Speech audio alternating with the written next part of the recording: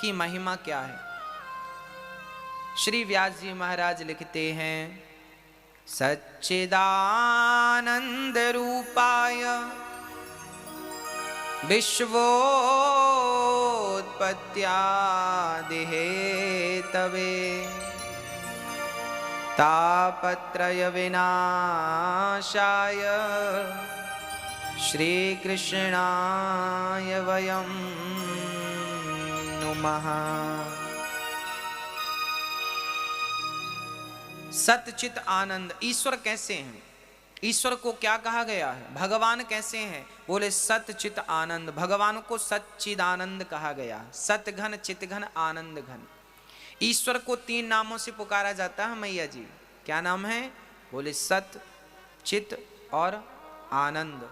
ईश्वर को सत्य, सत्य किसे कहते हैं, जिसका कभी नाश ना हो उसे सत्य कहते हैं, कभी परिवर्तन ना हो उसे सत्य कहते हैं। क्या हम सत्य हैं, क्या आप सत्य हैं, क्या ये जगत सत्य है ना, क्योंकि संसार परिवर्तनशील है, इसलिए इसे सत्य नहीं कहा जा सकता। आप जब जन्म लेते हैं तो इतने से होते हैं, आज आप इतने बड़े हैं, मतलब आप परिवर्तनशील हैं। ये जगत भी परिवर्तनशील है, जो कल था वो आज नहीं है, जो आज है वो कल नहीं रहेगा। यदि परिवर्तन नहीं होता किसी में तो वो केवल एक है, वो है नारायण, वो है परमात्मा ईश्वर। इसलिए उन्हें आनंद कहा गया, उन्हें सत्य कहा गया। उमा शंकर जी कह रहे हैं, उमा कहूँ मैं अनुभव अपना, सत हरि भजन जगत सब सपना। हे उमा, भगवान शिव कह रहे हैं कि मैं सत्य कहता हूं उमा, सत्य हरि भजन। भगवान का नाम ही सत्य है, बाकी सब मिथ्या है, सब बेकार है। सत्य ईश्वर का नाम है, इसलिए काम करते रहिएगा और नाम जपते रहिएगा। अच्छा, नाम की बड़ी महिमा है, शब्दों में बड़ी जान होती है। शब्दों में क्या होती है मेरी माँ, जान होती है। अच्छा, आप लोगों को लगता है कि नहीं शब्दों में जान होती है कि नहीं? शब्द बहुत बलशाली होते हैं। कहते हैं तलवार जो काम नहीं करती वो शब्द कर देते हैं, और किसी की दवाई जो काम नहीं करती, किसी भी डॉक्टर की, वो काम कभी कभी शब्द कर देते हैं। कहते हैं ना, भर जाते हैं वो घाव वो जो बनते हैं गोली से, भर जाते हैं वो घाव जो बनते हैं गोली से, पर वो घाव नहीं भरते जो बनते हैं कड़वी बोली से। एक शब्द घाव करती है तो एक शब्द मलहम पट्टी का काम करते हैं। आइए मैं शब्दों की जान आपको बतलाता हूं। शब्द क्या है? शब्द प्राण है, शब्द ब्रह्म है, शब्द ईश्वर है। कैसे, जरा सुनते हैं। अच्छा, आप बड़े प्रसन्न चित्त से घर से निकलें और तभी सामने से कोई आपको 4 गाली देके चला जाए, तो आपकी प्रसन्नता, आपकी खुशी, आपका शांत सा मन तुरंत अशांत हो जाएगा कि नहीं? आपके चेहरे की रूपरेखा बिगड़ जाएगी कि नहीं? प्रसन्नता दुख में तब्दील हो जाएगी कि नहीं? आप लाल पीले होने लगेंगे, गुस्सा आ जाएगा कि नहीं? आप घर से निकले थे प्रसन्न, रास्ते में किसी ने 2 गाली दे दी, आप लाल पीले हो गए, चेहरे की रंगत उड़ गई। क्यों? किसने उड़ा दी? शब्दों ने उड़ा दी। गाली शब्द ही तो है। गाली क्या है साहब? शब्द ही गाली है। आपके शांत मन को, आप बिल्कुल शांत चित्त से बैठे हैं और कोई आपको गाली दे दे, तो गाली से आपकी शांति भंग होती है या नहीं? हाँ या ना? हाँ या ना? होती है। शब्द से आपकी शांति यदि भंग होती है तो एक शब्द वो है जिसे हम गाली कहते हैं, और एक शब्द ये है जिसे हम कथा कहते हैं। गाली सुनने से मन अशांत यदि होता है तो याद रखना, कथा सुनने से मन शांत हो जाता है। वो शब्द मन को अशांत करता है और ये शब्द मन को शांत कर देता है। अभी आपको शांति मिल रही है कि नहीं? ये शांति क्या है? ये शब्द ही तो है। हाँ, झगड़े की जड़ क्या है? शब्द ही तो है। इसलिए शब्दों में बड़ी जान होती है। इसलिए कहता हूं कि आप जरा सोच समझ करके कुछ बोला करें, क्योंकि शब्द बहुत कीमती हैं। शब्दों के महत्व को समझिए। शब्दों में बड़ी जान होती है। इन्हीं से आरती अरदास और अजान होती है। यही वो समुद्र के मोती हैं जिसे इंसान की इंसान से पहचान होती है। ये शब्दों में बड़ी जान होती है। तो भागवत शब्द है। और शब्द क्या है? बोले मंदिर में भगवान मूर्ति के रूप में विद्यमान होते हैं, घर में भगवान माँ बाप के रूप में विद्यमान होते हैं, और भागवत में भगवान शब्द के रूप में विद्यमान होते हैं। ये भगवान का स्वरूप है, शब्द ही ब्रह्म है। मंदिर में भगवान किस रूप में है? मूर्ति के रूप में। घर में भगवान किस रूप में है? माँ बाप के रूप में। गौशाला में भगवान किस रूप में है? गाय के रूप में। जंगल में भगवान किस रूप में है? वृक्षों के रूप में, पीपल के रूप में। हाँ, नदियों में भगवान किस रूप में है? गंगा के रूप में है। समुद्र में भगवान किस रूप में है? सागर समुद्र के रूप में है। कण कण में भगवान किस रूप में है? बोले कण कण के रूप में भगवान है। ऐसे ही भागवत में भगवान किस रूप में है? बोले भागवत में भगवान शब्द रूप में समाये है। हर शब्द जान डालता है आपके हृदय में। अच्छा, ये शब्द क्या करेगा? नगर पालिका के लोग ना झाड़ू सवेरे सवेरे उठाते हैं और पूरे गांव को, पूरे नगर को झाड़ू लगा के साफ सुथरा कर देते हैं। एक नगर पालिका के झाड़ू वाले होते हैं जो नगर को साफ करते हैं, और सच्ची कहूं तो हम भी झाड़ू वाले हैं। फर्क इतना है कि वो बाहर की गंदगी साफ करते हैं, और भागवत की कथा और गुरु आपके मन की गंदगी साफ करके चला जाता है। दोनों ही गंदगी साफ करते हैं। वो शहर को स्वच्छ करता है, ये मन को स्वच्छ करता है। दोनों ही कार्यरत हैं। वो सरकार की सेवा में लगे हैं नगर पालिका के, और हम उन सरकार की सेवा में लगे हैं जो परमात्मा परब्रह्म है। वो भी सरकारी हैं, हम भी सरकारी हैं, आप भी सरकारी हैं। हाँ, तो ये भागवत की कथा है भक्तों, जो तन को नहीं मन को शुद्ध करने आई है।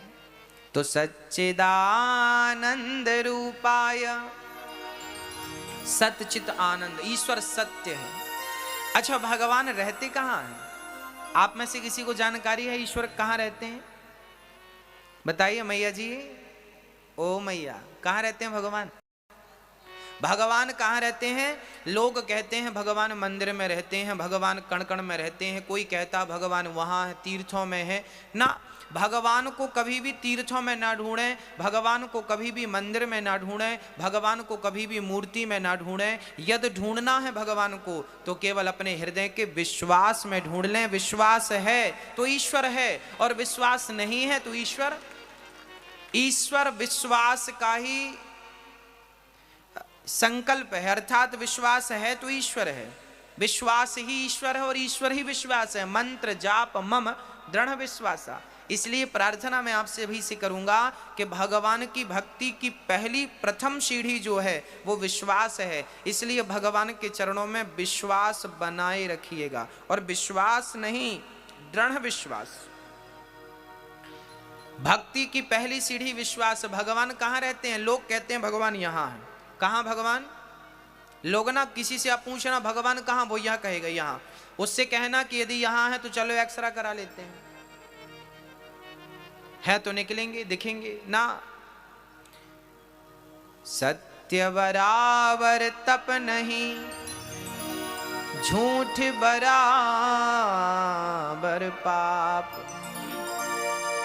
जाके हृदय साँच है, प्रभुता के हृदय आप। सत्य बराबर तप नहीं। सबसे बड़ी तपस्या क्या है? जंगल में जाना तप नहीं है मेरी माँ। आपसे प्रार्थना है कभी भी जंगल जाने का विचार बिल्कुल ना करना। घर में ही रहना, पर घर में रह करके जीवन की गाड़ी सत्य की पटरी पर चलाते रहना, सत्य के मार्ग पर चलते रहना। यदि आप सत्य के मार्ग पर चलते रहे तो तुम्हें कभी भी भगवान के पास नहीं जाना पड़ेगा। भगवान खुद सत्यवादी के पास चलकर पहुंच जाते हैं। देख लो ना, दशरथ जी को जंगल थोड़ी जाना पड़ा था।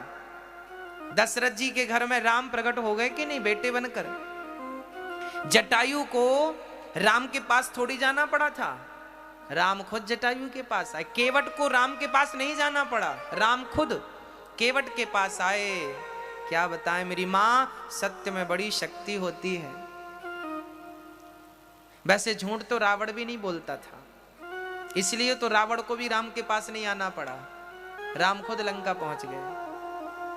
सत्य के मार्ग पर आप चलते जाइए, चलते, यदि आप सत्यवादी हैं और सत्य पे चलते चलते चलते चलते यदि आपसे कोई गलती हो भी गई तो ईश्वर वो गलतियां माफ कर देता, कोई बात नहीं। मेरा भगत, जैसे माँ बेटे की गलती माफ कर देती है, ऐसे भगवान भक्तों की गलतियां माफ कर देते हैं। भक्त की गलती भगवान गिनते ही नहीं। केवल सत्य के मार्ग पर चलिएगा, ईश्वर सत्यवादियों को प्राप्त होते हैं। दुर्योधन और अर्जुन दोनों के सामने कृष्ण थे कि नहीं? कृष्ण का दर्शन अर्जुन ने भी किया था और कृष्ण के दर्शन को दुर्योधन ने भी किया था, पर अर्जुन भगवान कृष्ण पर विश्वास रखता था, ये मेरे भगवान हैं। और दुर्योधन कृष्ण को किस नजर से देखता था? अरे ये तो छलिया है, ये तो ऐसे ही है, इसे तो हम पछाड़ देंगे युद्ध में, कोई बात नहीं है। अर्जुन को कृष्ण पर विश्वास था, जबकि दुर्योधन को कृष्ण पर कोई विश्वास नहीं था, एक रत्ती विश्वास नहीं था। दोनों को भगवान मिले, पर एक के साथ भगवान हो गए और एक के साथ नहीं। भगवान महाभारत के युद्ध में किसके संग खड़े थे? पांडवों के संग खड़े थे। क्यों खड़े थे? दुर्योधन का साथ क्यों नहीं दिया? इसलिए नहीं दिया क्योंकि पांडवों के पास कृष्ण के लिए विश्वास था और कौरवों के पास कृष्ण के लिए विश्वास नहीं था। ईश्वर तो सामने ही है, पर भगवान उसके पक्ष में हो जाते हैं। जो भगवान पर विश्वास करता है और जो सत्य के मार्ग पर चलता है। पांडव सत्य को नहीं छोड़ते तो भगवान ने उन्हें नहीं छोड़ा, और दुर्योधन तो बात बात पे अपनी बात बदलता था। दुर्योधन सत्य के मार्ग को पकड़ा ही नहीं था। उसे तो युद्ध जीतना था, चाहे झूठ बोलना पड़े, छल करना पड़े, जो हो सब करना पड़े। सारी हरकत कर डाली दुर्योधन ने। भरी सभा में नारी की इज्जत लूटना चाहिए, यह दुर्योधन ही तो था। निर्वस्त्र करना चाहा किसी, क्या यह धर्म था? क्या यह न्याय था? यदि आप अन्याय करेंगे तो क्या ईश्वर आपके संग खड़ा रहेगा? 12 वर्ष का वनवास दिया था पांडवों को कौरवों ने, और 1 वर्ष का अज्ञातवास, टोटल 13 वर्ष वनवास। उस वनवास काल में पांडवों ने कृष्ण की भक्ति नहीं छोड़ी, कृष्ण से विश्वास नहीं तोड़ा, और बस भक्ति और प्रेम में लगे रहे, विश्वास बना रहा। जब 13 साल में पक कर लौटे तो भगवान ने कहा, तुमने उस विपत्ति के समय पे, देखिए सुख संपत्ति के समय पे तो हम सब भगवान को याद करते हैं, कोई दिक्कत नहीं है, परंतु विपत्ति के समय पे भी भगवान से वही लगन लगी रहे, वही विश्वास बना रहे। 12 वर्ष तक वनवास में रहे पांडव, क्या उनका विश्वास कम हुआ? 1 वर्ष तक अज्ञातवास में रहे, क्या उनका विश्वास कम हुआ? अब भगवान ने देखा कि ये पक गए हैं, अब मुझे इनका साथ देना चाहिए। याद रखना मेरी माँ, घड़ा कच्चा होगा ना, उसमें पानी भरेंगे बह जाएगा, घड़ा पका लोगे तो पानी ठहरेगा। जिनका हृदय पक जाता है तप के बल पर, परमात्मा उन्हीं के हृदय में आकर ठहर जाता है। जैसे पके हुए घड़े में पानी ठहरता है, ऐसी पकी हुई भक्ति में गोविंद ठहरता है। भक्ति को पकनी चाहिए, और भक्ति पकेगी कब? जब विश्वास प्रबल होगा। विश्वास है सब कुछ है, तो भगवान सत्य चित सबके भीतर विश्वास के रूप में बैठे हैं। जिन्हें विश्वास है उन्हें भगवान मिलेंगे, अर्थात वो भगवान के करीब हैं। जिन्हें विश्वास नहीं है, अच्छा एक बात बताओ, कोई सज्जन हमसे पूछे कि महाराज जी भगवान है तो फिर दिखते क्यों नहीं है? उन्हें दिखाओ तो हम माने कि भगवान है। अरे भाई ये बताओ, आप अपनी आंखों में काजल लगाते हो, क्या आंखों में लगी हुई काजल को आप में से कोई भी बिना दर्पण के देख सकता है? कहो हाँ या ना। नहीं। आपकी आंखों में काजल लगा है तो क्या आप अपनी आंखों के काजल को देख सकते हैं? देख सकते हैं? देख सकते हैं? नहीं। सोचिए, आंखों का काजल आंखों से कितनी दूर है? आंखों का काजल आंखों से कितनी दूर है? अरे आंखों में ही लगा है। आंखों में लगा हुआ काजल आंखों से दिखाई नहीं पड़ता। बिना दर्पण के, तो बिना भक्ति के तुम्हें भगवान कैसे दिखाई पड़ जाएगा भाई? इन आंखों में तो काजल देखने की भी शक्ति नहीं है। इन आंखों में तो काजल को देखने की भी शक्ति नहीं है। बिना दर्पण के, तो बिना भक्ति के, बिना विश्वास के तुम्हें भगवान कैसे दिखेगा? कॉमन सेंस है ये,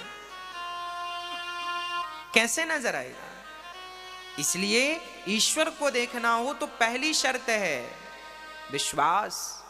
ईश्वर सत्य है, चित है, और ईश्वर का नाम आनंद घन है। भगवान का नाम आनंद है। नंद के आनंद भयो, जय कन्हैया लाल की। ईश्वर का तीसरा नाम आनंद है, इसलिए उसे सच्चिदानंद कहा जाता है। याद रखना भक्तों, आप कितने भी भोग भोग लीजिए, पत्नी के संग कितने भी भोग भोगिए, रसगुल्ले कितने भी खाइए, आप पेट भर के भोजन करिए, आप खूब नींद भर सोइए, आप खूब पैसा कमाइए, सोने चांदी खूब इकट्ठा करिए, आप बड़ा सा बड़ा महल बनाइए, सब करिए, परंतु संसार में सुख तो मिलेगा, आनंद नहीं मिलेगा। पत्नी में क्या मिलता है? सुख। पति में क्या मिलता है? सुख। बच्चों में क्या मिलता है? सुख। खाने में क्या मिलता है? सुख। और याद रखना, यदि सुख है तो उल्टा दुख भी होगा। दिन है तो रात, रात का उल्टा दिन, दिन का उल्टा रात, सुख का उल्टा दुख, दुख का उल्टा सुख। हाँ, हानि का उल्टा लाभ, लाभ का उल्टा हानि। यदि दिन है तो रात भी है, सुख है तो दुख भी है। संसार में यदि सुख है तो अपोजिट दुख भी होगा। आनंद का उल्टा बताइए क्या है? सुख का उल्टा दुख है, दिन का उल्टा रात है। आनंद का उल्टा क्या है? आनंद का उल्टा होता ही नहीं। संसार में यदि आप जाएंगे तो सुख मिलेगा, और सुख मिलेगा तो दुख भी मिलेगा। आप बताइए, आप अपना अनुभव बताइए। आपको शादी के पहले सुख था, शादी के बाद फिर क्या मिला? थोड़ा सा सुख तो मिला, पत्नी का सुख मिला, और उसके बाद फिर दुख भी तो मिला। ये संसार कैसा है? खुजली की तरह है। खुजली को खुजलाने में बड़ा स्वाद मिलता है, बड़ा मजा आता है, पर उसके बाद जो जलन होती है ना, वो बड़ी दर्दनाक होती है। संसार के विषयों में सुख तो मिलता है, बड़ा मजा आता है, पर उस मजे के बाद जो सजा मिलती है बड़ी दर्दनाक होती है। बुढ़ापे का, अब आपकी तो जवानी है साहब, अभी कोई दुख नहीं है आपको, अभी तो खून भी गर्म है, हाथ पांव भी ठीक ठाक चल रहे हैं। अब थोड़ा बुढ़ापा आने दीजिएगा, शरीर को जरा जर्जर। आपके गांव में कोई बूढ़ा हो, जरा उनसे पूछिएगा कि वो कितने खुश हैं। पूरी जिंदगी का हिसाब बुढ़ापे में हो जाता। पूरी जिंदगी कहते हैं मजा है तो सजा भी है। यदि आपकी जवानी पत्नी में बीती है, आपकी जवानी पुत्रों में बीती है, भोगों में बीती है, और पैसे पैसे हाय हाय में बीती है, तो आपका बुढ़ापा दुखद होना ही है। कोई टाल नहीं सकता, कोई नहीं टाल सकता। इसलिए कहते हैं जवानी भोगों में नहीं, जवानी भजन में लगाइए, भोगी ना बनिए। शरीर में हमारी जो नाभि होती है ना, नाभि के नीचे जो शक्ति चली जाती है उसे भोग कहते हैं, और नाभि के ऊपर जो शक्ति आ जाती है उसे योग कहते हैं। नाभि के नीचे जो शक्ति चली जाए उसे वासना कहते हैं, और नाभि के ऊपर जो शक्ति आ जाए उसे उपासना कहते हैं। अब आप देखिए कि आप अपनी शक्ति वासना में खर्च करना चाहते हैं या उपासना में खर्च करना चाहते हैं? हाँ, वो आपको निर्णय लेना होगा, ये आपका अपना डिसीजन होगा। इसलिए कहते हैं कि जवानी भगवान से जोड़कर रखिएगा। हाँ, भगवान का चिंतन करते रहिएगा। मैं ये नहीं कहता काम मत करो, मैं ये नहीं कहता कि घर परिवार छोड़ के जंगल चले जाओ ना। हम तो ये कहते हैं कि घर पे रहो, परिवार के साथ रहो, पत्नी और पुत्र के साथ रहो, पर काम करते समय हर हाल में परमात्मा का चिंतन करते रहना। घर में रहो पर भोगी बनकर नहीं, घर में योगी बन करके रहो। यत्र योगेश्वरः कृष्णो यत्र पार्थो धनुर्धरः। अभी देखो ना, सबके पास खूब समय है, अब कोई काम नहीं है, कोरोना चल रहा है, उसका नाम ही है कोरोना। कोरोना, कुछ करो ही मत, करो ही ना, कोरोना। अभी आपके पास समय है कि नहीं? तो भगवान की जब लाठी चलती है तो ऐसी ही लाठी चलती है, फिर वो कुछ करने ही नहीं देता। इसलिए ये मत कहा करो कि समय नहीं है, समय है, समय का सदुपयोग करिए, परमात्मा को समय दीजिए। आधा घंटा तो उन्हें याद करिए, कम से कम आधा घंटा, कम से कम उनका चिंतन करिए। तो भगवान का नाम सत्य चित आनंद है ना। हाँ, सच्चे हृदय से श्याम का सुमिरन किया करो, जी भर के श्याम नाम का, जी भर के श्याम नाम का प्याला पिया करो। सच्चे हृदय से श्याम का सुमिरन किया करो। आधा घंटा बैठिए पत्नी से, परिवार से दूर होके चिंतन करिए, भगवान का भाव बनाइए कि हम भगवान की शरण में हैं।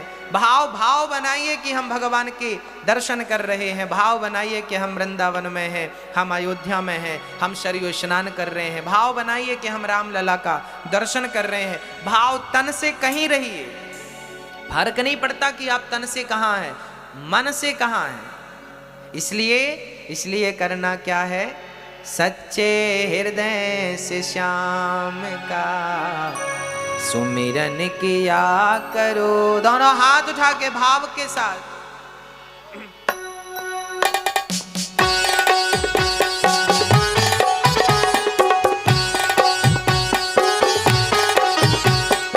हरि बोल।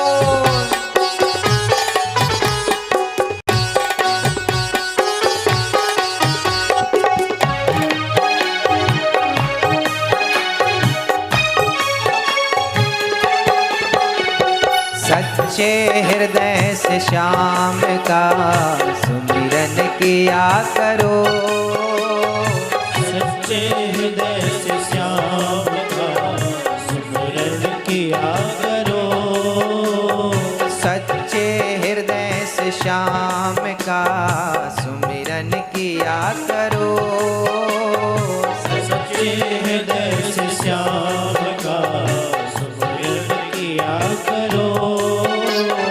जी भर के श्याम नाम का, जी भर के श्याम नाम का प्याला पिया करो।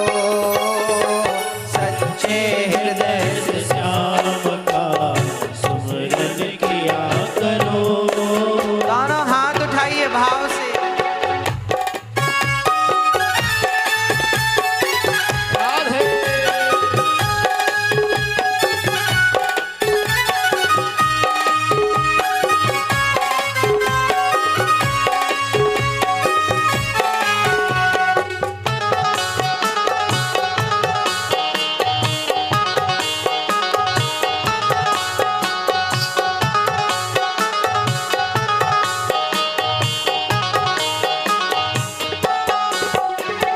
जिसकी दया से चल रही तेरी ये जिंदगी, जिसकी दया से चल रही तेरी ये जिंदगी।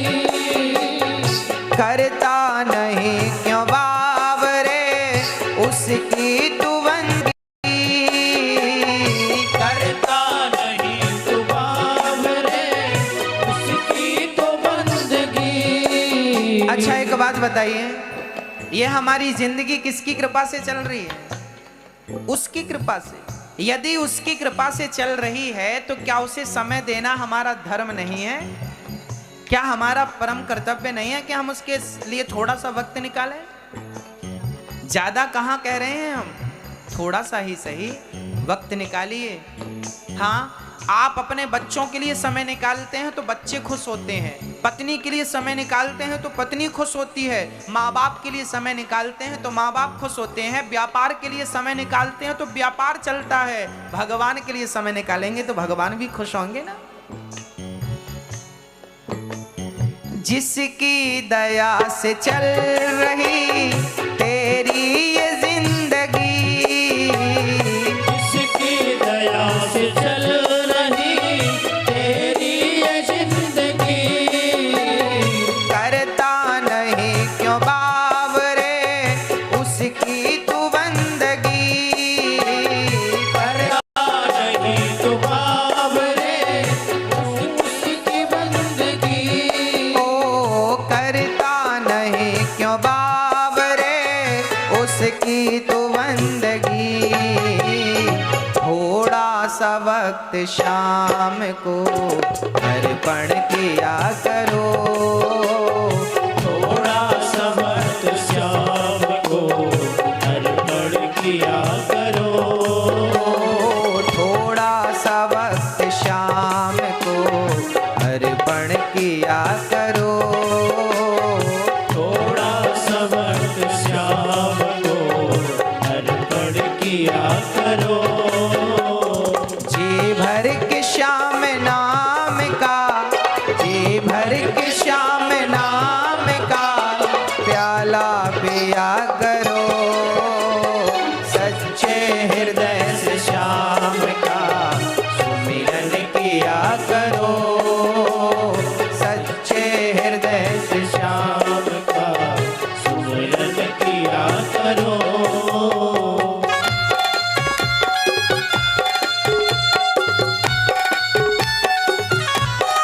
हरि बोल।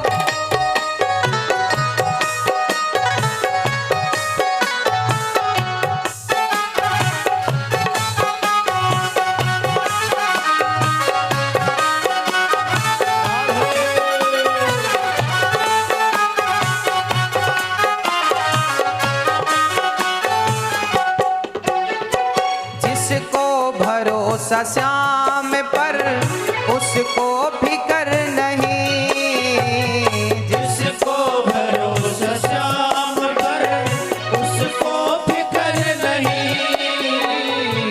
अच्छा ये बताइए भगवान पे भरोसा किस किस को, विश्वास, हाथ उठाइए, अब नीचे करिए। अब ये बताइए आप में से टेंशन, चिंता किस किस को है? जिसको थोड़ी सी भी चिंता और टेंशन है हाथ उठाओ, है तो हाथ उठाइए, बिल्कुल उठाइए आप, आज हम आपकी चिंता दूर करके जाएंगे। उठाइए, बस हाथ उठा के बताइए हमें। अब आप नीचे करिए। आप देखिए, आप दो प्रकार की बातें कर रहे हैं। एक तरफ तो आप कह रहे हैं कि हमें विश्वास है, दूसरी तरफ आप कह रहे हैं हमें चिंता भी है। अब आप एक काम करिए, अपना गाल मुंह फुलाइए, फुलाइए अपना मुंह, अब ठहाका लगाइए। अब ये दोनों काम एक समय में करके दिखाइए। क्या गाल फुलाना और ठहाका लगाना, क्या ये दोनों काम एक समय में संभव है? हाँ या ना? हाँ या ना? बोलो हाँ या ना? नहीं, या तो आपका गाल फूलेगा या तो आप ठहाका लगा, पर दोनों काम एक समय पे नहीं हो सकता। उसी प्रकार आप कह रहे हैं हमें विश्वास है और दूसरी तरफ कह रहे हैं कि हमें चिंता भी है। यदि विश्वास है तो फिर चिंता किस बात की है? और चिंता है तो फिर विश्वास कैसा है साहब आपका? कमजोर विश्वास है आपका। विश्वास कमजोर नहीं होना चाहिए मेरी माँ, विश्वास परिपक्व होना चाहिए, पूर्ण विश्वास। मुझे विश्वास है कि मेरा कृष्ण मुझे मिलेगा सो मिलेगा, बस कह दिया, खत्म बात, दूसरी इसमें किंतु परंतु नहीं है। मुझे विश्वास है कि मेरी रक्षा कृष्ण करेगा, बस कह दिया, करेगा, बस किंतु परंतु खत्म, बस करेगा, दूसरी कोई बात नहीं। कृष्ण मेरे साथ है, बस कह दिया, खत्म बात, कोई दूसरी बात नहीं, कोई डाउट नहीं, कोई किंतु नहीं, कोई परंतु नहीं। विश्वास, चिंता किस बात की है है ना कन्हैया हमारे साथ। अर्जुन को भीष्म पितामह ने मारने की प्रतिज्ञा कर ली थी महाभारत में। कल के युद्ध में मैं पांचों पांडवों को मार डालूंगा या कल का युद्ध मेरा अंतिम युद्ध होगा, ये भीष्म पितामह की प्रतिज्ञा थी। ये वही भीष्म पितामह है, गंगा पुत्र शांतनु नंदन, जिनकी प्रतिज्ञा कभी मिथ्या नहीं होती मेरी मां। हाँ, जिनकी प्रतिज्ञा कभी मिथ्या नहीं होती। उन्होंने प्रतिज्ञा की कल मैं पांडवों को मार डालूंगा या कल का युद्ध मेरा आखिरी युद्ध। ये बात जब अर्जुन ने सुनी तो अर्जुन तो रजाई ओढ़ के सो गए। कन्हैया रात्रि के 12 बजे आए। अर्जुन उठ, कल की कुछ रणनीति तो बना। कल पितामह ने प्रतिज्ञा ली है, तुझे मारने की कोई रणनीति नहीं बनानी क्या? कोई तो रणनीति बना। अर्जुन बोले प्रभु मुझे सोने दो, आप भी सो जाओ मेरे संग। क्यों? तुझे कल की चिंता नहीं है, कल की फिक्र नहीं है। अर्जुन ने कहा था कन्हैया, जिनके सिर पर आपका हाथ हो और जिनकी गाड़ी स्वयं आप चला रहे हो, उसे फिक्र करने की क्या जरूरत है प्रभु? हमारी फिक्र तो आप करेंगे ना, हम क्यों करें? अब कल के युद्ध में हमें बचाना है या कल के युद्ध में हमें मार डालना, वो आप समझिए, हम क्यों समझे? हमने तो विश्वास कर लिया आप पर। गाड़ी की डोर आपको दे दी, चाहे तो पार लगाओ चाहे तो डुबाओ, हमें क्या करना? इसे क्या कहते हैं मेरी मां? इसे कहते हैं विश्वास। इसे क्या कहते हैं? इसे विश्वास कहते हैं। और जब विश्वास ऐसा होगा तो फिर चिंता होगी क्या? अभी आप लोगों को जिन जिन को चिंताएं हैं, मैं मानता हूं, मैं कह सकता हूं कि आपको यदि चिंता है तो विश्वास नहीं है आपके अंदर। क्या कह देने से थोड़ी होता है कि मैंने कह दिया कि मुझे विश्वास है सो हो गया ना मेरी माँ। विश्वास उसी के हृदय में है जिनके अंदर चिंताएं नहीं है। जिनके अंदर कुछ भी चिंताएं हैं, अभी विश्वास पूरा नहीं है। सौंप दो, अब सौंप दिया इस जीवन का सब भार तुम्हारे हाथों में है। जीत तुम्हारे हाथों में है, हार तुम्हारे हाथों में। आपको ही पार लगाना है, आपको ही डुबाना है। अब पार लगा दो या डुबा दो, मर्जी आपकी है। जिसको भरोसा श्याम पर उसको फिक्र नहीं, जिसको भरोसा श्याम पर उसको फिक्र नहीं। रहता है श्याम साथ में कोई भी डर नहीं। रहता है श्याम साथ में कोई भी डर नहीं। ओ रहता है श्याम साथ में कोई भी डर नहीं। घुट घुट के क्यों हो मर रहे, हंस कर जिया करो। घुट घुट के क्यों हो मर रहे, हंस कर जिया करो। जी भर के श्याम नाम का, जी भर के श्याम नाम का प्याला पिया करो। सच्चे हृदय से श्याम का सुमिरन किया करो। सच्चे हृदय से श्याम का सुमिरन किया करो। जी भर के श्याम नाम का, जी भर के श्याम नाम का प्याला पिया करो। सच्चे हृदय से श्याम का सुमिरन किया करो। सुमिरन किया करो, सुमिरन किया करो।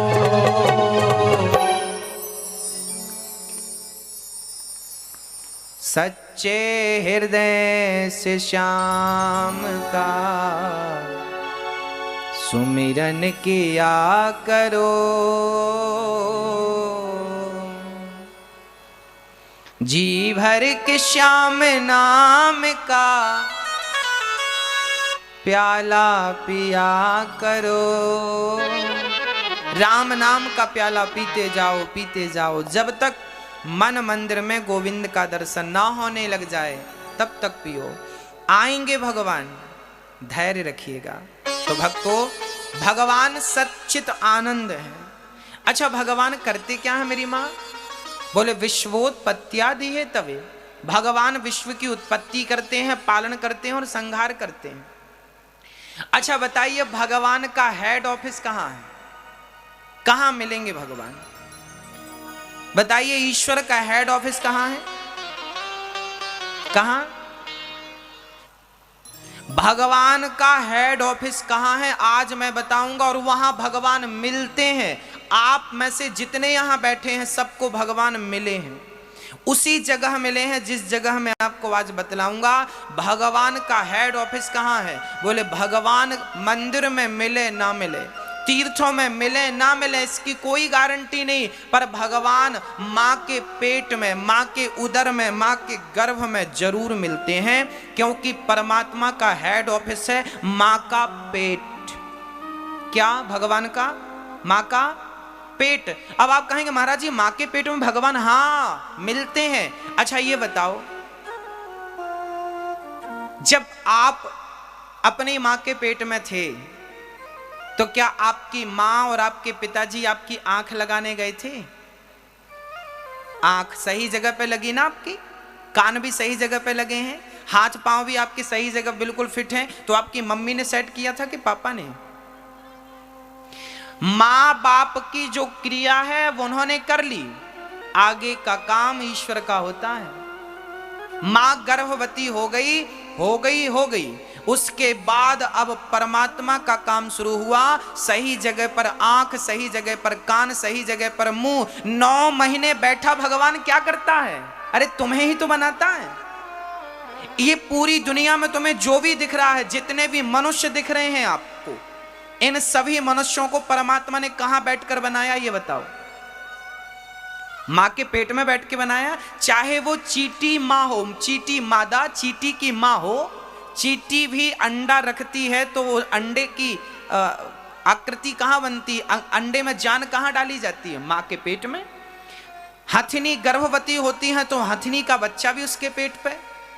बिच्छू गर्भवती होती है तो बिच्छू का बच्चा भी उसके पेट पे। सर्पणी गर्भवती होती है तो उसका मतलब पूरी दुनिया, मछली का बच्चा भी उसके पेट में ही डेवलप होता, बनता। अर्थात परमात्मा ने पूरी दुनिया बनाई, कहां बैठ के बनाई? ब्रह्मलोक में बैठ के नहीं बनाई, पाताल लोक में बैठ के नहीं बनाई, स्वर्ग लोक में बैठ के नहीं बनाई। भगवान ने दुनिया बनाई है तो मां के गर्भ में बैठ करके दुनिया बनाई है। ये परमात्मा की भगवत्ता। अब कोई कहे कि ईश्वर है, इसका चमत्कार बताइए, कोई सबूत दीजिए। आज मैं आपको सबूत दे रहा हूं, ईश्वर है, इसका सबूत आपको दे रहा हूं।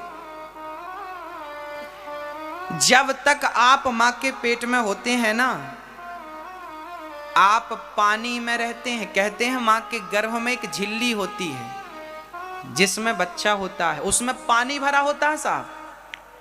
क्या भरा होता है?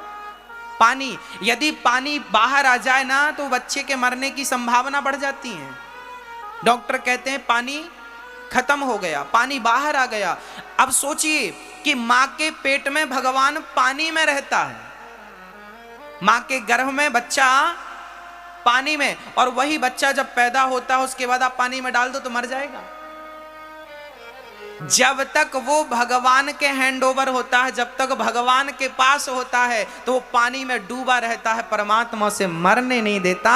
ये परमात्मा की कितनी बड़ी कृपा है। और जब बाहर आता है तो भगवान को फिक्र होती है कि ये बाहर तो जा रहा है, खाएगा क्या? खा तो सकता नहीं, दांत तो थे नहीं, तो भगवान ने माँ के आंचल में दूध की धार बहा दी। बच्चा जब तक पैदा नहीं हुआ तब तक माँ के स्तनों में दूध नहीं आया, और जैसे ही बच्चा बाहर आया उसी क्षण माँ के स्तनों में दूध की धार बहने लगी कि नहीं? क्योंकि भगवान को पता था कि इसे भेज रहा हूं, पिएगा क्या? तो अमृत जैसा दूध माँ के स्तनों में परमात्मा ने डाल दिया। ये परमात्मा के होने का सबूत है कि नहीं? अब बताइए कि परमात्मा ने यदि अब आप समझिए इसको दूसरे अर्थ से, मैं साइंस के अर्थ से समझा रहा हूं। आप समझिए, ये वस्तु है तो इसे बनाने वाला कोई होगा कि नहीं? हाँ या ना? ये पांडाल लगा है तो इसे बनाने वाला कोई होगा कि नहीं? अपने आप तो नहीं लग गया। ये वस्तु है, ये माइक है, ये टीवी है, तो इसे बनाने वाला कोई होगा। यदि टीवी है तो इसे बनाने वाला भी कोई होगा, माइक है तो इसे बनाने वाला भी कोई होगा, पांडाल है तो इसे बनाने वाला भी कोई होगा, ये ट्यूबलाइट है तो इसे बनाने वाला भी कोई होगा, यदि आप हैं तो आपको बनाने वाला भी कोई होगा, और वो परमात्मा है, उसे ईश्वर कहते हैं। और वो आपको माँ के गर्भ में बैठकर बनाता है, सही व्यवस्थित बनाता है, 9 महीने तक आपको बनाता है। जब पूरी पीस तैयार हो जाती है बाहर कर देता है, जाओ माँ का दूध पियो। और ऐसा नहीं कि तुम्हें भेज करके अपने हाथ खड़े कर लिए, ना ना मेरा कोई काम ना। जब दूध था माँ के स्तनों में, आपने दूध पिया, अब आप बड़े हो गए, कुछ खाने लगे, भगवान को लगा कि इसे अब दांत देने चाहिए। तो आप में से कोई जाता है डॉक्टर के पास कि डॉक्टर साहब हमारे बच्चे को दांत लगा दो? ना ना, वो दांत देने की व्यवस्था किसकी होती है? बोलो, परमात्मा की होती है। और दांत दिया उसे दुधिया दांत कहते हैं। बच्चा जब 5-7 साल का हो जाता है, 8 साल का, भगवान को लगता है ये तो चने चबाने लगा, तो वो दांत गिरा के भगवान अब बढ़िया कंपनी वाले दांत लगवाते हैं जो बुढ़ापे तक चलेंगे आपको। अब बताइए ये व्यवस्थाएं किसकी हैं सारी? आप कहते हैं कि भगवान है तो सबूत दीजिए। मैं सबूत दे रहा हूं कि भगवान की ये देखिए कार्य लीला, कार्यशैली, किस प्रकार परमात्मा कार्य करता। अब ईश्वर ये रोज कार्य कर रहे हैं, सबके साथ कार्य कर रहे हैं। अब फिर भी तुम्हें ना दिखाई पड़े, ना समझ में आए तो अंधा ही कहा जाएगा।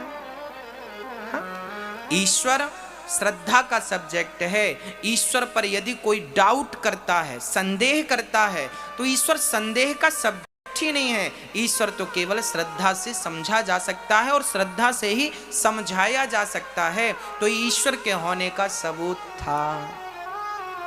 हाँ, सच्चिदानंद रूपाय विश्वोत्पत्त्यादि है। ये विश्व की उत्पत्ति, पालन और संहार करते हैं भगवान। भगवान हमारे 3 प्रकार के दुखों को दूर करते हैं, दैहिक, दैविक, भौतिक तापा। हम सभी के जीवन में 3 दुख होते हैं। दैहिक मतलब जो शरीर से उत्पन्न होते हैं वो, दैविक मतलब जो देवताओं से मिलते हैं, अधिक वर्षा। अब जैसे ये कोरोना वायरस चल रहा है, ये दैविक दुख है। हाँ, प्राप्त हो रहा है। अच्छा, इसमें भी प्रॉब्लम क्या है? देखिए, ये जो कोरोना वायरस है ना, ये शुरू कहाँ से हुआ? चाइना, चीन से। चीन ने हद कर दी थी साहब। ये तो ईश्वर का संतुलन है। हम क्या कहें आपसे, जब आप अति करते हैं ना तो अंत तो होता है। चाइना के लोग जिंदा ही मांस खाने लगे थे, मतलब जिंदा मछली को खा जाते, जिंदा बिच्छू को खा जाते, जिंदा सर्प को। वहां पर कुत्ते का मांस, डॉग का मांस, डॉगी का अर्थात कुत्ते का मांस खाते हैं।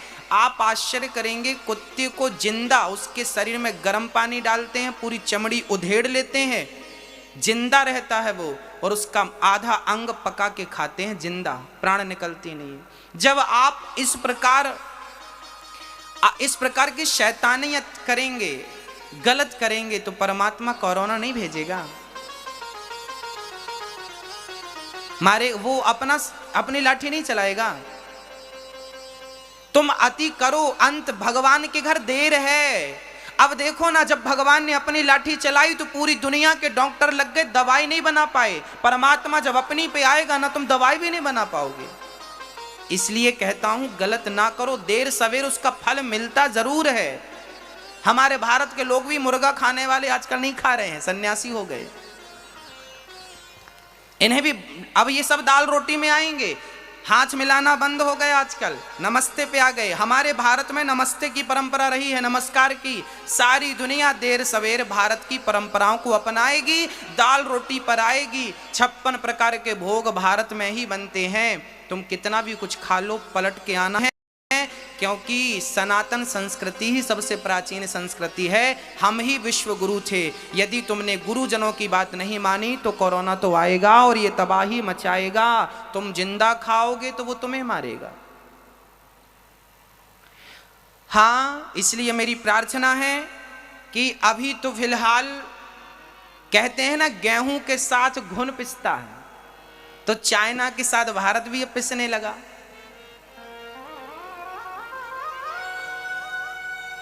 इसलिए हम कहते हैं मांस ना खाए। हम कथाओं में कहा करते हैं अंडे ना खाया करो, मुर्गी ना खाया करो, मछली ना खाया करो।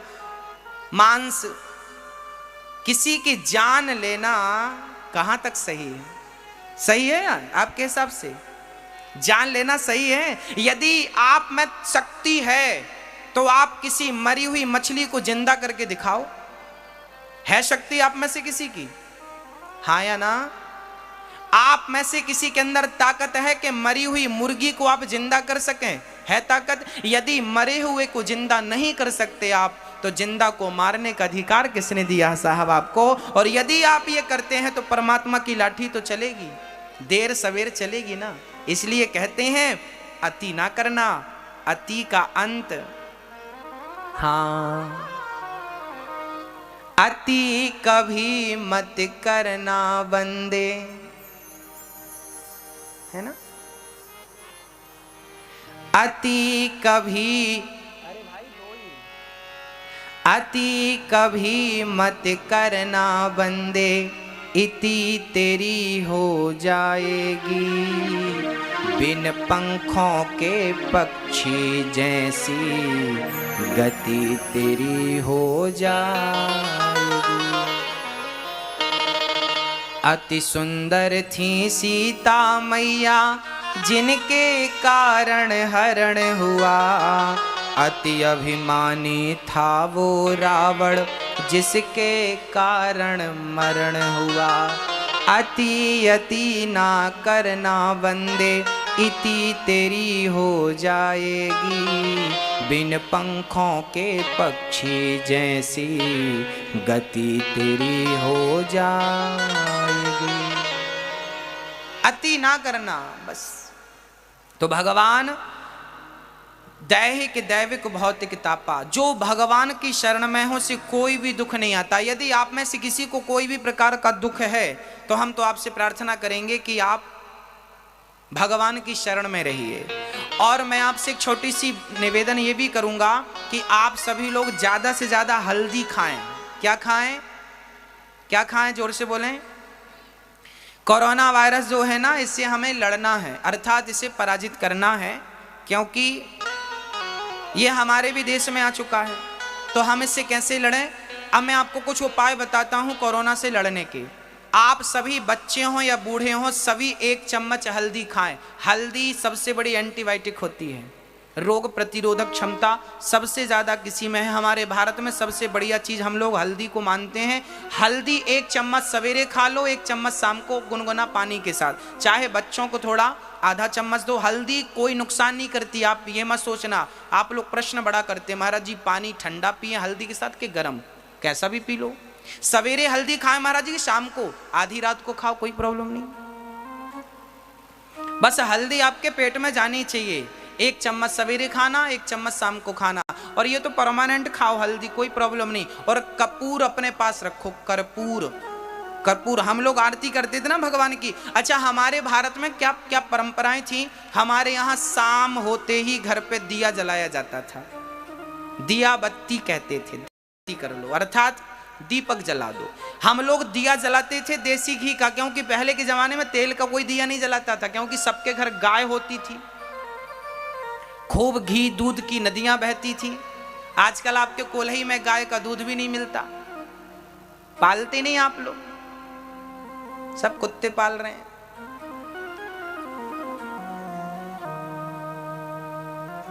गाय का घी 1 तोला, मतलब 10 ग्राम को 1 तोला बोलते हैं। आप क्या क्या बोलते हैं? 10 ग्राम, ये मैं नहीं बोलता, साइंस बोलता है। 10 ग्राम घी जब जलता है तो 1 टन ऑक्सीजन बनती है। कितनी? 1 टन।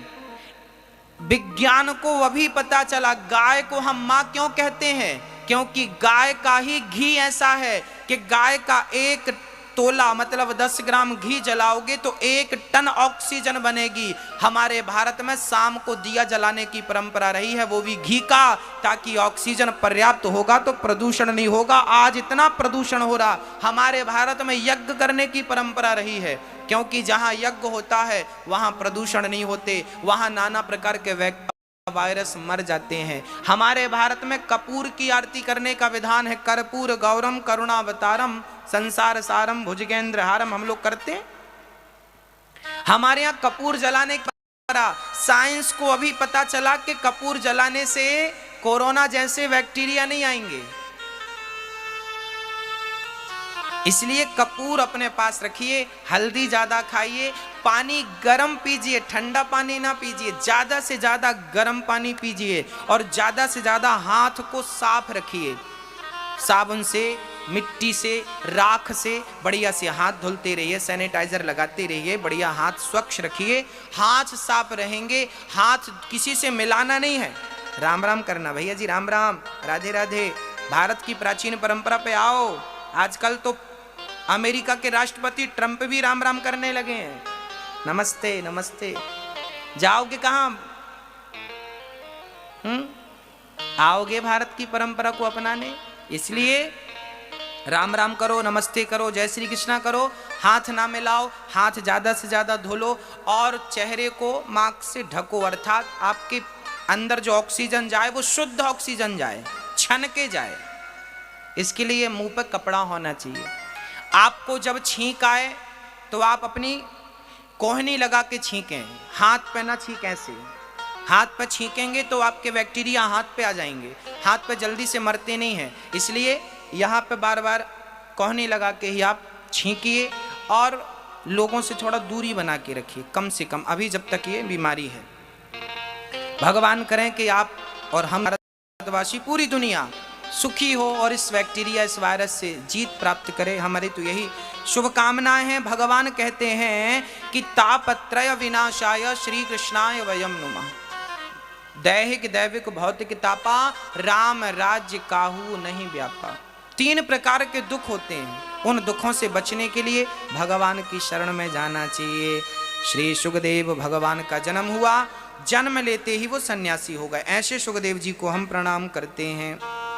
आइए चलते हैं नैमिषारण्य में, जहां 88,000 संत बैठे थे, और इन्हीं संतों के बीच में सूत जी का आगमन हुआ। सूत जी महाराज आए, सारे संत खड़े होकर उनका अभिवादन करने लगे, और शौनक आदि ऋषियों ने प्रश्न कर दिया कि गुरुदेव हमें ऐसी कथा सुनाओ कि हमारी भक्ति ज्ञान वैराग्य बढ़े।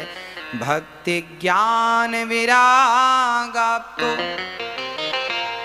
विवेको वर्धते महान,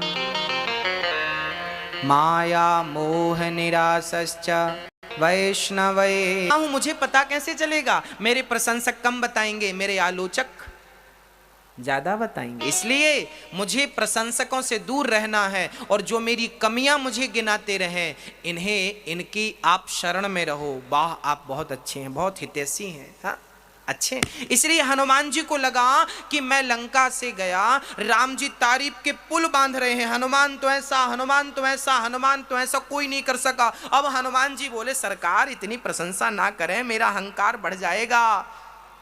अहंकार ना बढ़े, इसके लिए हनुमान जी पहले से व्यवस्था करके आए हैं, पूंछ पे आग लगवा दो। पूंछ पे आग लगी, अब अहंकार बढ़ेगा ही नहीं।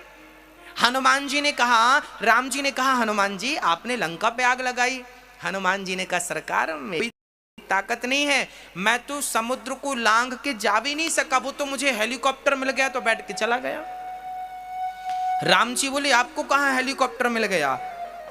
हनुमान जी बोले सरकार जो आपने अंगूठी दी थी ना, वो अंगूठी मेरे लिए हेलीकॉप्टर बन गई, और मैं उसी अंगूठी के बल पे प्रभु मुद्रिका, देखिए गोस्वामी जी क्या लिख रहे हैं, गाइए मेरे संग। प्रभु मुद्रिका मेली मुख माही, जलधि लांघ गए अचरज नहीं।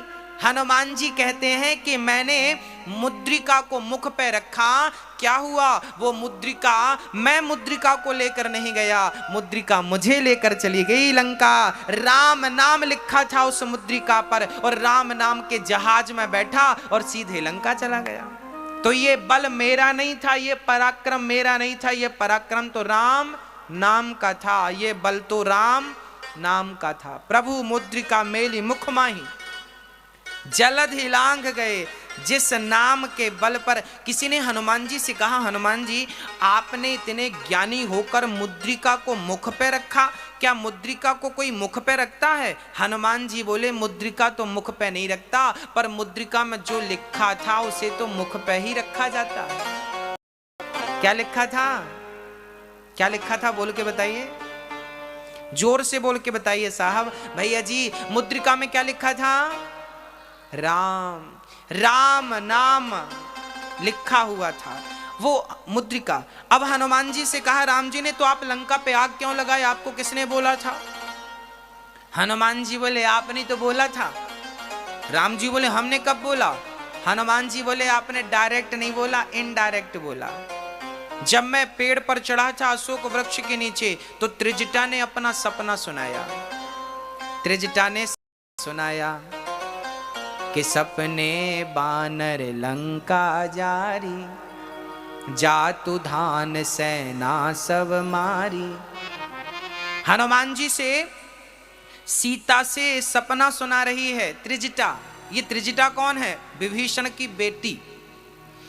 त्रिजटा कह रही है कि आज हमने सीता एक सपना देखा, बोले एक बंदर आया लंका जला के चला गया। हनुमान जी बोले, अच्छा। राम जी त्रिजटा से कह रहे हैं कि हनुमान को कह दो कि गए हो तो अब लगे हाथ फूंक के आना।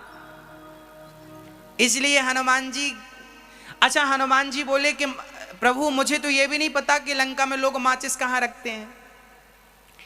अब उन्होंने ऐसा आपकी कृपा से किया कि मेरी पूंछ में खूब सारा तो कपड़ा बांधा, और कपड़ा ही नहीं, सबने तेल भी, घी भी डाला। रहा न नगर बसत घृत तेला, और बाढ़ी पूंछ कीन कपि खेला। इतना तेल लगाया पूंछ पर, किसी के घर तेल नहीं बचा, और माचिसली आग लगा दी। हनुमान जी ने कहा कि जब तेल उनका, कपड़ा उनका, माचिस उनकी, आग भी उनकी, तो उनके घर पे ही आग लगाएं। उनकी आग से लगा दी आग पूरी। आग लगाई पूंछ पे, और जब पूंछ बुझाई खोई श्रम धरी लघु रूप बहोर। जनक सुता के आगे ठाण भयं कर जोर। हनुमान जी लंका गए, पूंछ पर आग लगवाई, लंका जलाए आए। राम जी से कहा, प्रभु मेरा अहंकार ना बढ़ जाए, इसलिए मैं अपने अहंकार की पूंछ में आग लगवा के आया हूं। मैं आपकी शरण में आ गया, मुझे स्वीकार करिए। ये पूंछ पर आग लगाने का अर्थ था अहंकार की पूंछ पे। आप जितने बैठे हैं, आप लोग भी जल्दी से जल्दी अपनी पूंछ पर अर्थात अहंकार पर क्या लगा दें? आग लगा दें। और हमें इसने नहीं पूछा, उसने नहीं पूछा, ये पूंछ वाला झगड़ा खत्म कर दें। आज से पूंछ का झगड़ा कौन कौन खत्म करेगा? हाथ उठा के बताओ। मैया आप नहीं करोगी? उठाओ हाथ। तो आज से पूंछ का झगड़ा खत्म। अब आगे चलते हैं। श्री नारद जी महाराज जब गृहस्थों के घर गए, तो वहां पर पति पत्नी में झगड़ा देखा, और बहुत बहुत विडंबनाएं नारद जी ने देखी। सीधा वृंदावन चले गए। वृंदावन में एक 16 वर्ष की कन्या उदास बैठी थी। एक बूढ़ा इस तरफ, एक बूढ़ा इस तरफ सो रहा था। नारद जी को लगा यहाँ बूढ़े बूढ़े पुरुष बैठे हैं, बूढ़ी बूढ़ी स्त्रियां बैठी हैं, हम संत का क्या काम। नारद जी जाने लगे, और जैसे ही नारद जी गए, तो वो 16 वर्ष की कन्या ने चरण पकड़ के कहा कि भो भो साधु क्षणम तिष्ठ,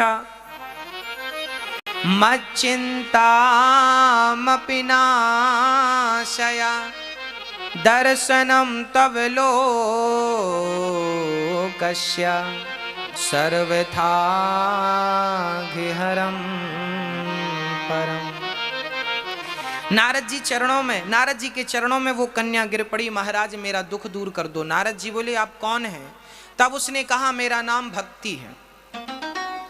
क्या नाम है आपका? भक्ति। नारद जी बोले, आप भक्ति महारानी हो? हाँ। तो आपका ये हाल अच्छा, भक्ति के 2 बेटे हैं, ज्ञान और वैराग्य। भक्ति वृंदावन में दुखी थी, ज्ञान वैराग्य मूर्छित थे। नारद जी बोले, आपकी ये दुर्दशा कैसे हुई? तब भक्ति ने कहा कि जब से कलयुग आया है, तब से हमारी ये हालत हो गई है। कलयुग ने हमारा जीवन समाप्त कर दिया है। भक्ति के कुछ ग्राहक तो फिर भी हैं, पर ज्ञान और वैराग्य के कोई ग्राहक नहीं है, कोई पूछने वाला नहीं है। बड़ी विडंबना है।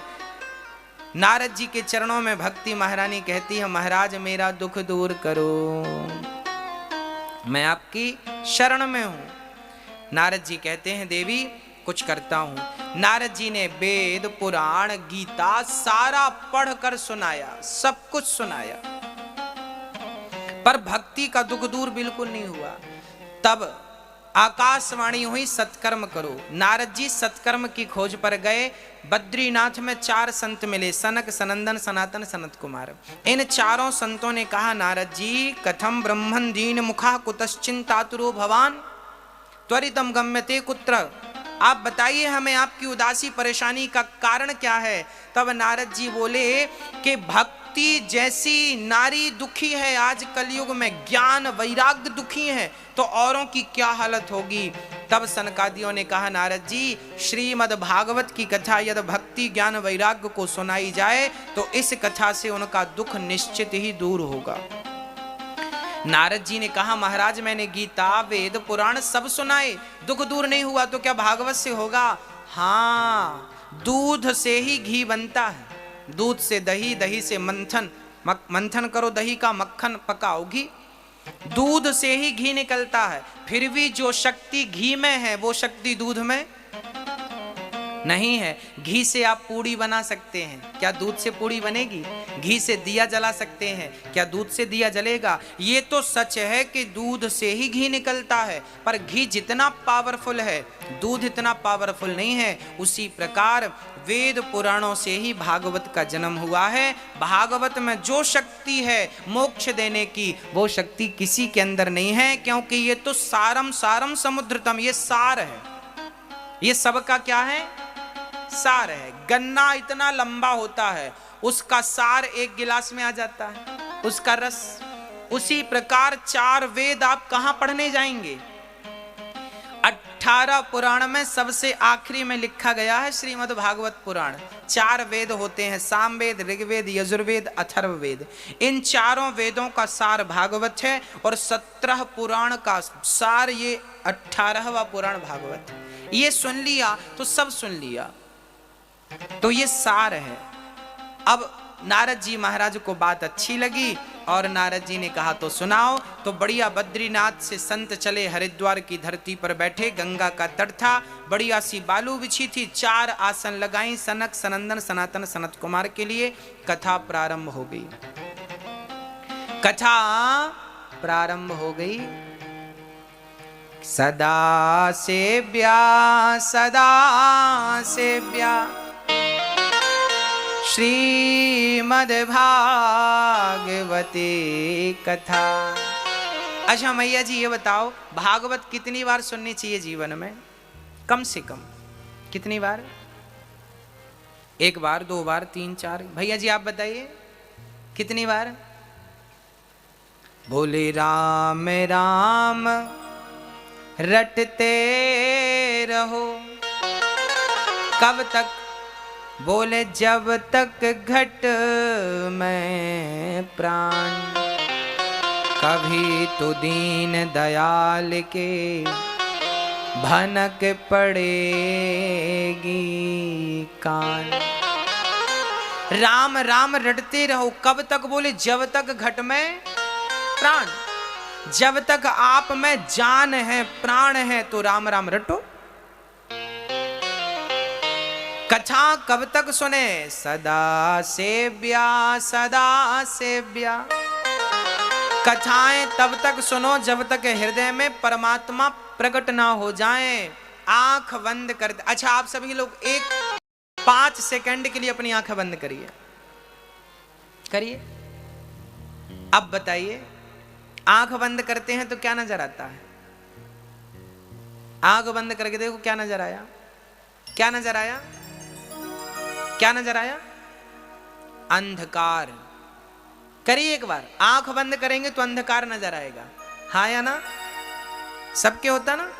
जब भी हम आंख बंद करते हैं ना तो एक अंधकार सा नजर आता है। मेरी माँ कथाएं तब तक सुननी चाहिए, भगवान का नाम तब तक जपना चाहिए जब तक आंख बंद करने से अंधकार नहीं। जब आंख बंद करो तो परमात्मा दर्शन दे दें, परमात्मा की छवि मन में ऐसी बस जाए, ऐसी बस जाए कि आंख बंद करो तो परमात्मा का दर्शन, मेरे गोविंद का दर्शन हो जाए। तब तक दर्शन करो भगवान का जब तक आंख बंद करते ही दर्शन ना हो जाए। तो आप कथाएं तब तक सुनना जब तक आंख की पलक झपकाते ही गोविंद का दर्शन ना हो जाए, तब तक आप कथाएं सुनते रहना। श्री सनकादियों ने जैसे ही भागवत की महिमा सुनी कि भागवत एक बार दो बार नहीं, सदा सेव्य, जितनी बार सुनेंगे आपका आनंद बढ़ेगा, आपका मन निर्मल होगा। कहते हैं ना, कपड़े में एक बार साबुन लगाने से दाग यदि ज्यादा हो जाए तो एक बार के साबुन से थोड़ी ठीक होता है, बार बार साबुन लगाने से दाग जाता है। ऐसे ही हमारे जीवन में जन्म जन्म से ना जाने कितने दाग लगे हैं, एक बार की कथा सुनने से थोड़ी छूटेंगे। बार बार कथा सुनो। मीराबाई लड़कपन से जवानी और